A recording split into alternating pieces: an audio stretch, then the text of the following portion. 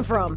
Well, we're back to school, which means we're looking to distract ourselves with some wonderful video games, and look no further than early access for The Tomorrow Children, which I will now attempt to explain to you. It's like Minecraft in Soviet Russia, and you're being attacked by Godzilla.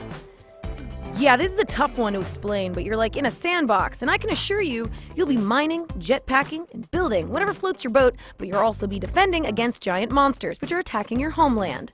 You gotta work together to take them out, and then you go exploring for materials that will help out humanity survive another day. Kinda sounds like fun, and this game is free to play, starting on the 6th on PS4. But if a bunch of children clones in a dying dystopia isn't intense enough for you, look no further than Mother Russia Bleeds. Oh man, what's going on in Russia? Well, this side-scrolling game lets you use guns, melee weapons, and your mitts to beat the ever-living hell out of some people in a nightclub for whatever reason. You can use a syringe to take drugs out of the corpses, to give yourself more health and go into berserk mode that makes you even more deadly. This is pretty heavy. I mean, if you like Streets of Rage, Double Dragon, or like Hotline Miami, you want to watch a bunch of dead guys convulse on the ground, then this is up your alley, you bloodthirsty animal. You go get him on the 5th. Now, I want you to close your eyes and guess what this is based on the music.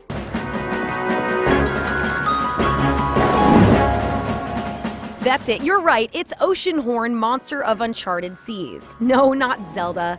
Not just because of the main character, and the boat, and the bombs, and the entire HUD. That doesn't mean it's Zelda. I mean, look, he jumps. It's totally different. I mean, there's nothing wrong with taking direct inspiration, especially if the world is so interested in another Zelda that they want one right now. Maybe this will hold them off. But if developers don't want this to be compared to Zelda, they shouldn't have made it so like Zelda. Man, humanity is not getting any breaks this week. We also get Dogos, which is a shmup about humanity fighting from the brink of extinction. The developers compared his game to 80s arcade classics like Xevious, R-Type, and Desert Strike. But this game is definitely a modern take on those. It's got 3D graphics and a dynamic camera. You're also getting lots of explosions, insane boss fights, and a killer soundtrack. So this one seems like a winner, and it's arriving on PS4 on the 6th.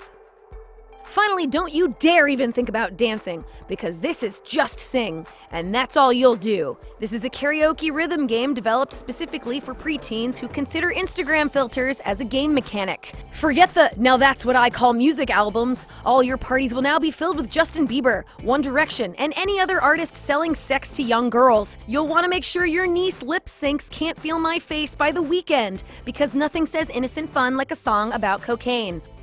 How did we get to this point? Why is this a game? What are we doing with our lives? This is out on the 6th. Remember that release dates are based on retailer listings. Sometimes they change.